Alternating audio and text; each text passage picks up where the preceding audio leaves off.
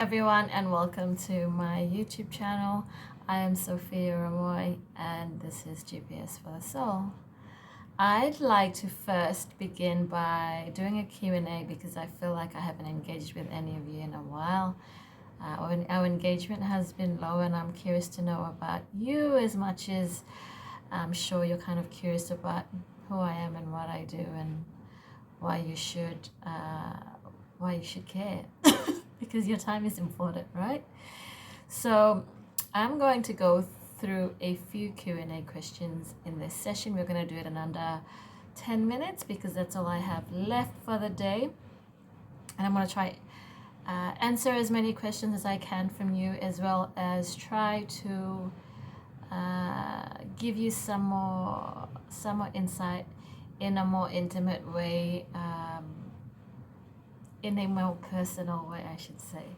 So, my name, I am Sofia Ramoi and I am 33. My birthday is on September the 30th, so my birthday is in about a month from now. Do I have any studies? Yes, I do. So, I went to primary school in Port Moresby at St. Joseph's International College. I then attended Clayfield College boarding school in 2002. I never did year 3 or year 8 because our school curriculum was New South Wales at St. Joseph's, and then when I went to Clayfield in Queensland, I passed the test and went straight to year 9. Why are you recording this video? So as I mentioned earlier, I know that I haven't done like sit downs like this on my channel. It's been more like vlogging and covering other things that are not personal. And I'm a private person, so this is interesting. And I think I'm a lot self-aware now, so I can speak freely about who I am as a person. What is my channel going to be about? So my channel primarily has been about showing the places that I travel that traditionally have had a bad reputation. I'm from Papua New Guinea, so this is very close and dear to my heart. Most of my travels I do not vlog, but the ones I do, you do get to see them. So I've been to I think 14 out of the 22 provinces in Papua New Guinea, and I wish I had time to vlog them all, but I haven't. So there are other creators who do such an amazing job doing that, so it's all good. My favorite things to do, so I love to prioritize my wellness. I love to spend a lot of time on my business model. I started my business my mother registered my company in 2016. I didn't use it for 2 years. And so it's just been a sort of, I knew what I wanted. I knew where I wanted the business to be in 10 and 20 years. And I thought I could get it done like ASAP. But I knew I had to learn a lot. And there was a major learning curve initially. So spending a lot of time on my business and my clients and trying to refine my business model is some of my favorite things to do. Do I hope to get famous one day?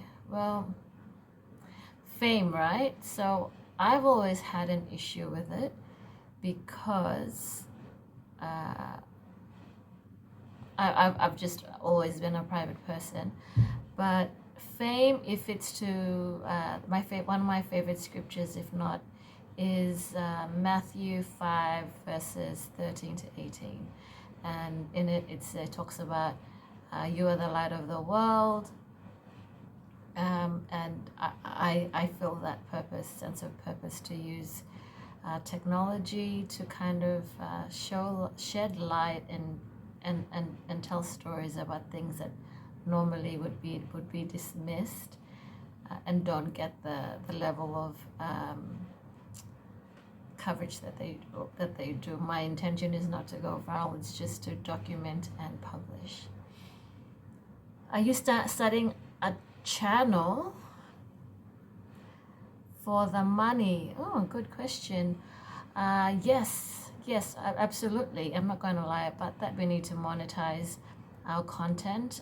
We can't let um, allow all these big platforms and these big businesses to take over our content and our publishing rights. And I really feel like ownership and being able to generate content, because the more time your content attracts people to a platform, that platform runs an ad and they make money. So I love that it's democratized now. Before, you had larger, bigger networks, and it was not so affordable to get your content and your message or your brand or your business out there. And I love that platforms like YouTube allow creators and allow everyday people to just suddenly get their message out in long form and short form content. So absolutely. Is this the first video you ever recorded? No, my first video I ever recorded that showed my face. That's a good question. I think it was only done recently. I've never really done a sit-down chat. I did do a get ready with me last week, so that was a lot more personal, and I only because I now have a greater sense of self-awareness and what I want to communicate and what I want to put out in the world. Are you used to speaking to a camera? No, absolutely no, not published content. No. What are the main fears of starting this channel? The main fears were being judged and being criticized and being cancelled. I just hate cancel culture, and it can really damage your self-esteem. There's a lot of cyberbullying that goes on, and I'm cautious about protecting my mental health and my focus as well, because I've always viewed, I haven't really known how to publish content and in what formats. I've always been a consumer of content, so this is a milestone, I guess. So how often do you plan to publish videos? I plan on publishing videos now. My goal is to publish, ideally I would do it in 30 every single day if I had good valuable content, but I aim, most of my efforts will be publishing content on my podcast, which is I am the host of the Rise by Curio podcast, which is my business's official podcast. So I'm very comfortable in like an audio format. It's just it's what I love and it's what I enjoy. I feel like it's less. I don't have to have the light. I don't have to have good sound. I just love podcasting. I think that's been like my main focus, and I haven't published content. I've just started again simply to I've launched our community reinvestment program, which is a social impact accelerator, where our mission is to scale 1,000 brands to achieve 250,000 kina in revenue, and to have ESG and impact at the core of their brand's DNA. So that's basically why I feel a sense of purpose to come back online and share my message, whether it's a blog post or if it's video or if it's audio. Written word has been kind of my strength, but now I'd like to explore video and having equipment and getting my head around all this tech stuff. So I think for me it's mostly been the fear of just not even knowing how to use tech. So I've bought tech, but I've just never. I bought an interview kit and a Canon 90D and bought the whole thing. I just didn't know how to use it. So it's been a learning curve for me. Next question: why should people follow my channel? So my mission is to scale 1,000 brands, correct? And my target market is youth and women from single income families.